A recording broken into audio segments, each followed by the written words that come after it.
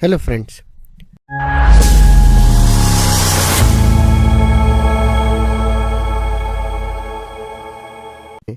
अभी हमने एक फॉर्मूला लिखना सीखा। अब उसी फॉर्मूला को कहाँ और कैसे कॉपी करना है वो हम देखते हैं।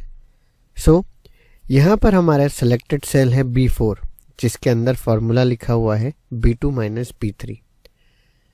अब जैसे जैसे हम आगे बढ़ते जाएंगे आपको फॉर्मूला बार देखने का एक आदत बना लेना है, क्योंकि हम अक्सर किसी भी टेबल में या तो रेफर करेंगे कि क्या ये वैल्यू है या कोई फॉर्मूला है।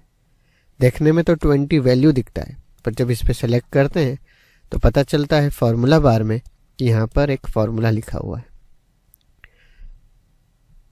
अब मुझे ये फॉर्मूला को जो जनवरी का प्रॉफिट कैलकुलेट हो रहा था वही मुझे बाकी के सारे मंथ्स के लिए कैलकुलेट कराना है।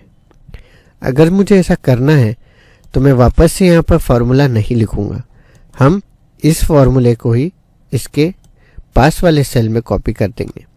पर कैसे? दरअसल में 20 आया कैसे?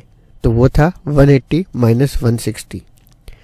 इसे और आसान या एक्सेल की भाषा में समझें तो वो था B2 की वैल्यू माइनस B3 की वैल्यू। अब जब मुझे यहाँ फॉर्मूला चाहिए तो मुझे चाहिएगा C2 माइनस C3 और सेम वे में D2 माइनस D3।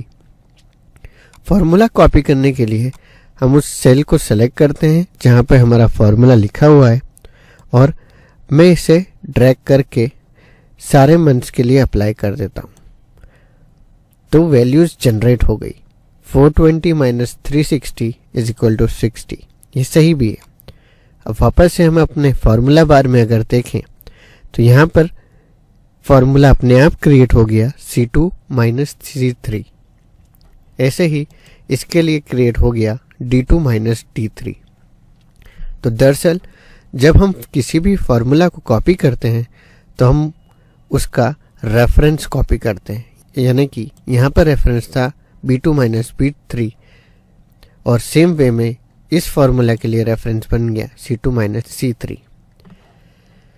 अभी हमने एक टोटल कैलकुलेट किया था। यहाँ पे हमने फॉर्मूला यूज किया था सम B2 से लेके G2 तक। मतलब ये फॉर्मूला जो करता था वो B2 से लेके G2 तक के सारी वैल्यूज का सम करके देता था।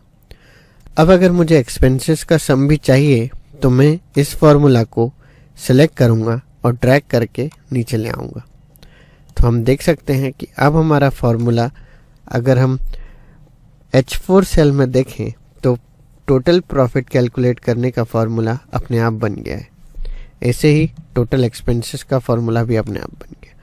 अब अगर मुझे एवरेज के लिए भी सेम करना है तो सेम मैनर में मैं एवरेज के फॉर्मूला को ड्रैग करके नीचे लेके आऊँगा तो मुझे अपनी एवरेज वैल्यूज़ मिल जाएगी।